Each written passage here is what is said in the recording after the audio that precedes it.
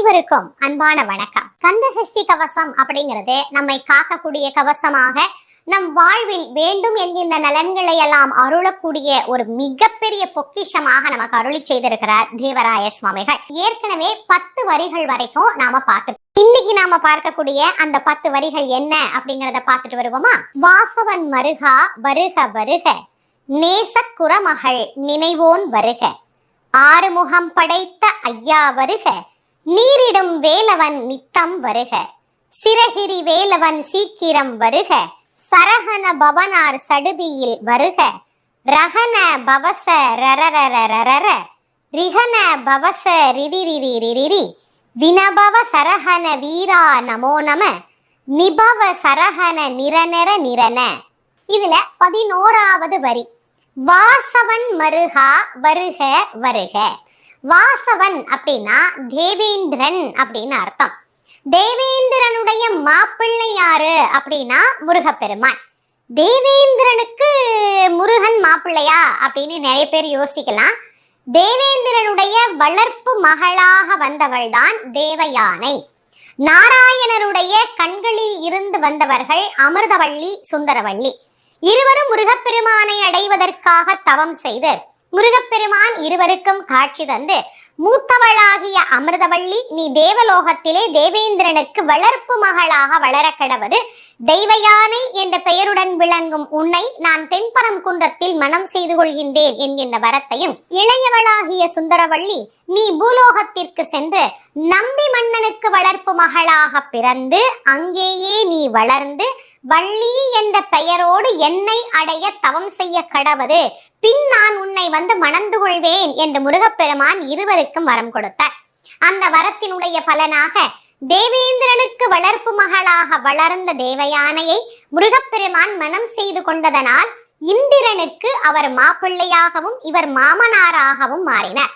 மிக உயர்ந்த உன்னதமான உறவு என்பது இந்த மாப்பிள்ளை மருமகன் என்கின்ற உறவு. அந்த உறவை இந்த உலக மக்கள் எல்லோருக்கும் தேவராய சுவாமிகள் மிக அழகாக சொல்லுகின்றார். வாசவன் மருகா வருக வருக. ஒருத்தவங்க நம்ம வீட்டுக்கு வரணும் அப்படின்னா அவங்களை எங்க வீட்டுக்கு நீங்க போற வழியில வந்துட்டு போங்க அப்படின்னா எப்படி இருக்கும்? நீங்க எங்க வீட்டுக்கு வரணுங்க, அவங்க உடனே என்ன சொல்லுவாங்க? சரிங்க நான் வரேங்க, கொஞ்சம் அப்படி இப்படி வேலையெல்லாம் இருக்கு. இல்ல கண்டிப்பா நீங்க வரணுங்க, நீங்க வந்தாலே ஆச்சுங்க அப்படின்னு அவங்கள கண்டிப்பா வரணும்னா பல முறை வாங்க வாங்கன்னு கூப்பிடுவோம் இல்லையா? அதனாலதான் தொடர்ந்து முருகப்பெருமானை வருக வருக வருக வருக அப்படின்னு அவரை அன்போடு வரவேற்கின்றார். வாசவன் மருகா வருக வருக, நேச குரமகள் நினைவோன் வருக. அடுத்த வரி, நேச குரமகள் அப்படின்னா 2 விதமாக நீங்க இதுல அர்த்தம் பண்ணலாம். முருகன் மீது நேசம் வைத்திருக்கின்ற குரமகள் அப்படின்னும், வள்ளி மீது முருகன் நேசம் வைத்திருக்கின்றார், அந்த முருகன் நேசிக்கின்ற குரமகளாக இருக்கின்ற வள்ளி அப்படின்னு நீங்க அர்த்தம் பண்ணிக்கொள்ளலாம். 2 அர்த்தங்களுமே இதற்கு உண்டு. வள்ளி மீது முருகப்பெருமானுக்கு ஒரு தனிப்பட்ட பிரியம் உண்டு. ஏனெனில் அவர் காதலித்து கல்யாணம் செய்து கொண்டார் அப்படின்னு நிறைய பேர் சொல்லுவாங்க. அது காரணம் அல்ல. பூலோக நலனை தரக்கூடியவர் இச்சாசக்தியாக விளங்கும் வள்ளி அம்மையார் தான். அதனால்தான் முருகன் எங்கே சென்றாலும் வள்ளியோடு வருவார் அப்படின்னு நமக்கு சொல்றார் அருணகிரிநாத சுவாமிகள். நீலச்சிகண்டியில் ஏறும் பிரான் எந்த நேரத்திலும் கோல குரத்தியுடன் வருவான் அப்படின்னு. அப்போ அந்த குரத்தியின் மீது அதீதமான நேசம் உடையவர் தானே, அதனால சொல்றார் நேச குரமகள். அந்த குரமகளும் முருகன் மீதே நேசம் உடையவள். நேசம் அப்படின்னா அன்பு அப்படின்னு அர்த்தம். உண்மையான அன்போடு உண்மையான காதலோடு இவரை தவிர வேறு யாரையும் நான் என்னுடைய மனதில் நினைத்து பார்த்ததில்லை என்கின்ற அளவிற்கு மிகுந்த அன்பை முருகப்பெருமான் மீது பொழிகின்ற தேவியாக வள்ளிநாயகி விளங்குகின்றாள். நேசக்குரமகள் நினைவோன் வருக. அந்த வள்ளியின் நினைவில் இருக்கின்ற பெருமான் யாரா? இந்த முருகப்பெருமான் தானா. அவர் எப்போதும் இவரை நினைத்து கொண்டிருக்கிறார், இவர் எப்போதும் அவரையே நினைத்து கொண்டிருக்கிறார். ஒரு பெண்ணுக்கு எப்போதும் தன்னுடைய கணவனை பற்றிய நினைவு இருக்கணும். ஒரு ஆணுக்கு எப்போதும் தன் மனைவியை பற்றிய நினைவு இருக்கணும். அப்படி 2 பேர் இருந்தாங்கன்னா இல்லறம் என்பது நல்லறமாகவே இருக்கும். இன்னைக்கு எத்தனை பேருக்கு அது இருக்கு? நிறைய பேருக்கு அது இல்லையே. அப்படி இல்லாத காரணத்தினால்தான் இல்லறத்துல பிரச்சனை, அவர்களுடைய குடும்ப வாழ்க்கை சரியில்லாம இருக்கு, ஏன் சேர்ந்து வாழணும் அப்படிங்கிற கேள்விகள் எல்லாம் அங்கே பிறக்கின்றது. எப்போதும் ஒருவருக்கு ஒருவர் அந்த சிந்தனை எண்ணம் அப்படிங்கிறது நினைவில் வைத்துக் கொள்ள வேண்டும். அவர் சொல்றார், நேசக்குறமகளை நினைத்து கொண்டிருக்கக்கூடிய நினைவோனே பெருமானே முருகா நீ இங்கே வா, நேசக்குறமகள் நினைவோன் வருக. அடுத்ததாக சொல்ற, ஆறுமுகம் படைத்த ஐயா வருக. முருகப்பெருமானுக்கு 6 முகங்கள். ஏற்கனவே நாம் அதை பற்றி நிறைய சிந்தித்திருக்கிறோம், இருந்தாலும் நான் சொல்றேன். ஈசானம், தத்புருஷம், அகோரம், வாமதேவம், சத்யாஜ்வதம் என்கின்ற பஞ்சமுகங்களோடு அதோமுகம் என்கின்ற 6வது முகமும் அவருக்கு வெளிப்பட்டது. அந்த 6 திருமுகங்களையும் உடையவர் ஆறுமுகப் பெருமான். எந்த திசையில் இருந்தும் தன்னுடைய பக்தனுக்கு துன்பம் வருகிறது என்று சொன்னால் அந்த துன்பத்தை நீக்கக்கூடிய தெய்வமாக விளங்குகின்ற கருணை கடவுளே, என்னை காப்பதற்கு நீ விரைந்தோடி வர வேண்டும். அதனால சொல்ற, ஆறுமுகம் படைத்த ஐயா வருக. ஐயா அப்படிங்கிற வார்த்தை ரொம்ப ரொம்ப அழகான வார்த்தை, மரியாதையான வார்த்தையும் கூட. இன்னைக்கு நிறைய பேர் ஐயா அப்படின்னா அது ஏதோ வயசானவங்களை சொல்ற வார்த்தை அப்படின்னு நம்மளே முடிவு பண்ணிட்டோம். அந்த ஐயா இருக்கிறாருல அவரை கூப்பிடுங்க அப்படின்னு. குழந்தை ஐயான்னு கொஞ்சம் வழக்கம் உண்டு தெரியுமா? என் செல்லம் இல்ல, எங்க ஐயா இல்ல, என் கண்ணு இல்ல அப்படின்னு கொஞ்சுவோம். ஐயா அப்படின்னா உரிமை உடையவர். நம் பரம்பரையாக வருகிற பெரியவர்களை மரியாதையின் நிமித்தமாக எங்க ஐயா சொன்னாரு அப்படின்னு சொல்லுவோம். தாத்தாவை சில இடங்கள்ல ஐயன் அப்படின்னு சொல்லுகின்ற வழக்கம் உண்டு. சில ஊர் பகுதிகள்ல தாத்தாவை ஐயா அப்படின்னு கூப்பிடுவாங்க. ஆனா இப்ப நிறைய பேருக்கு என்ன ஆயிடுச்சு, ஐயான்னு கூப்பிட்டாலே ஐயோ எனக்கு ஒன்னும் அவ்வளவு வயசெல்லாம் இல்லைங்க அப்படிங்கிறாங்க. அம்மான்னு கூப்பிட்டா ஐயோ எனக்கு ஒன்னும் அவ்வளவு வயசெல்லாம் இல்ல அப்படிங்கிறாங்க. ஐயா, அம்மா இது போன்ற வார்த்தைகள் மிக மரியாதையான வார்த்தைகள். ஒருத்தர் ஐயா நீங்க எங்க இருக்கிறீங்க அப்படின்னு கேட்கறது என்பது மிக உயர்ந்த மரியாதையான சொல். முருகப்பெருமான் நமக்கு குழந்தைக்கு குழந்தை, தந்தைக்கு தந்தை, தாய்க்கு தாய் எல்லாமா அவர் இருக்கிறார். இவர் ரொம்ப அழகா முருகப்பெருமானை கூப்பிடுறார். ஆறுமுகம் படைத்திருக்கக்கூடிய எங்கள் ஐயா, எங்கள் தலைவா, என் பெருமானே நீ இங்கு எழுந்தருள வேண்டும். ஆறுமுகம் படைத்த ஐயா வருக. அவர் எப்படி இருக்கிறாரா, உடல் முழுக்க திருநீர் பூசி இருக்கிறாரா முருகப்பெருமான். சிவபெருமானுக்கும் இதே நிலை உண்டு. சிவபெருமான் உடல் முழுவதும் திருநீர் பூசி இருப்பதனாலே நீரணி மேனியன் அப்படின்னு அந்த பெருமாளை வர்ணிக்கக்கூடிய நாம முருகப்பெருமானையும் அப்படியே சொல்லுகிறோமே அப்படின்னா இந்த நீரு என்பதற்கு நிறைய பொருள்கள் உண்டு. முதல்ல திருநீரு.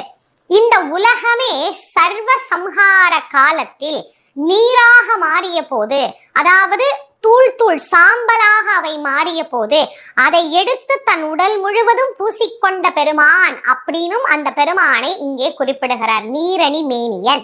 அப்புறம் இன்னொரு சிறப்பு முருகப்பெருமானுக்கு உண்டு. என்ன?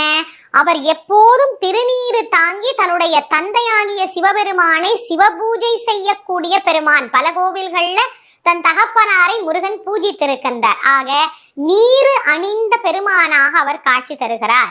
இன்னொரு அர்த்தமும் உண்டு. இந்த அசுரர் குலங்கள் எல்லாவற்றையும் பொடியாக்கி அந்த நீரை பூசிக்கொண்ட பெருமானாக விளங்கக்கூடியவரே முருகா அப்படின்னு அந்த முருகப்பெருமானை வர்ணித்து சொல்லுகிறார். முருகப்பெருமானை பற்றி குறிப்பிடுகிற போது இந்த திருநீரு இல்லாது யாருமே குறிப்பிடுவதே கிடையாது. கச்சியப்ப சிவாச்சாரியார் கந்தபுராணத்திலே சொல்லுகிறார், முருகப்பெருமான் போர்க்களத்திலே நிற்கின்றார். சூரபதுமன் முதலாக முருகப்பெருமானை பார்க்கின்றார். அந்த இடத்தில் கூட முருகனை அவர் வர்ணித்து சொல்லுகிற போது கூட இந்த திருநீற்றை கச்சியப்ப சிவாச்சாரியார் அங்கே பயன்படுத்துகிறார். முண்டகம் மலர்ந்ததென்ன மூவிரு முகமும் புண்டர நுதலும் அப்படிங்கிறார். முண்டகம் என்றால் தாமரை போல கருணையோடு மலர்ந்திருக்கக்கூடிய முருகனின் 6 திருமுகம். முண்டகம்னா தாமரைப்பூ. அப்படி மலர்ந்திருக்கக்கூடிய 6 திருமுகத்திலையும் என்ன இருக்குதா, புண்டர நுதலும் 3 வரியாக திருநீரு பூசி இருக்கிற நீரணி மேனியன் அப்படின்னு சொல்றார். ஆக நித்தம் திருநீரு பூசக்கூடிய பெருமான். நீருக்கு இவ்வளவு விளக்கம் இருக்கான்னா இன்னும் நிறைய இருக்கு, நான் சுருக்கமா உங்களுக்கு சொல்றேன். நீரிடும் வேலவன், அப்படி நீரை இட்டுக்கொள்ளக்கூடிய, வேலை கையில் தாங்கியதனால் அவருக்கு வேலவன் என்கின்ற பெயர் ஏற்பட்டது. நீரிடும் வேலவன் நித்தம் வருக. நித்தம்னா தினான்னு அர்த்தம். நித்தம் நான் அவங்க வீட்டுக்கு போனேன்ப்பா, நித்தம் நான் படிக்கிறேன்ப்பா அப்படின்னு சொல்லுவாங்கல்ல, நித்தம் தினம் தினம். இன்னைக்கு வந்துட்டு நாளைக்கு வராம போயிடக்கூடாது. நித்தியமா நீ என் கூட எப்போது நான் எப்ப கூப்பிட்டாலும் நீ அப்ப வந்துடணும். நீரிடும் வேலவன் நித்தம் வருக, சிறகிரி வேலவன் சீக்கிரம் வருக அப்படின்னு கூப்பிடுற.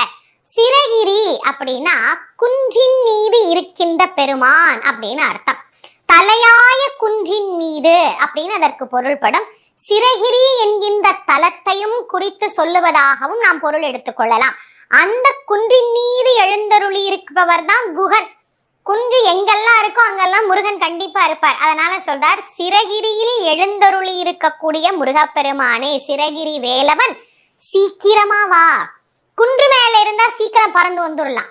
அதனால அவர் சொல்றார், எந்த துன்பமா இருந்தாலும் நீ குன்றுல தானே இருக்கிற அப்படின்னு நான் நினைக்கல. ஏன்னா குன்றின் மீது இருக்கிற நீ சீக்கிரமா பறந்து எங்க கிட்ட வந்து சேர்ந்துடலாம் இல்லையா? அதனால உடனே வா, சிறகிரி வேலவன் சீக்கிரம் வருக. இன்னைக்கு சிறகிரி வேலவன் சீக்கிரம் வருக அப்படிங்கிற இந்த வார்த்தையோட நாம நிறைவு செய்து கொள்ளலாம் அப்படின்னு நான் நினைக்கிறேன். ஏன்னா சீக்கிரமா வரணும்னு நம்ம நினைக்கிறோம், ஆனா அவரை பத்தி சிந்திக்கிறதுனாலே நேரம் பத்த மாட்டேங்குது, விரிவாவே போய் கொண்டிருக்கு. பதிவு ரொம்ப பெரிதாக இருந்தால் அது கேட்கிற போது அது அவர்களுக்கு சரியா இருக்காது. அப்படிங்கிறதுனால சுருக்கமாக தரணும், ஆனா பொருளை விரித்தும் தரணும். ரெண்டுமே நமக்கு ரொம்ப முக்கியமானது. இன்னைக்கு 10 வரிகள் கிடையாது, 5 வரிகளோட நாம நிறுத்தி கொள்ளலாம். மீதம் இருக்கக்கூடிய வரிகளை அடுத்த கந்த சஷ்டி பதிவுல உங்களோட நான் பகிர்ந்து கொள்கின்றேன். இந்த பதிவு உங்களுடைய நண்பர்கள், உற்றார் உறவினர்களோட எல்லாம் பகிர்ந்து கொள்ளுங்க. எல்லோருக்கும் கந்த சஷ்டி கவசத்தினுடைய சிறப்பு நல்லா தெரிந்தவர்கள் படித்தாங்கன்னா மென்மேலும் அவர்களுக்கு அது உயர்வை பெற்றுத்தரும். நம்முடைய ஆத்ம ஞானமயம் யூடியூப் சேனலை இதுவரைக்கும் நீங்க சப்ஸ்கிரைப் பண்ணலைன்னா பண்ணிக்கோங்க. மீண்டும் மற்றும் ஒரு சிறப்பான பதிவில் உங்கள் அனைவரையும் சந்திக்கும் வரை உங்கள் அனைவருக்கும் நன்றியும் வணக்கமும் கூறி விடை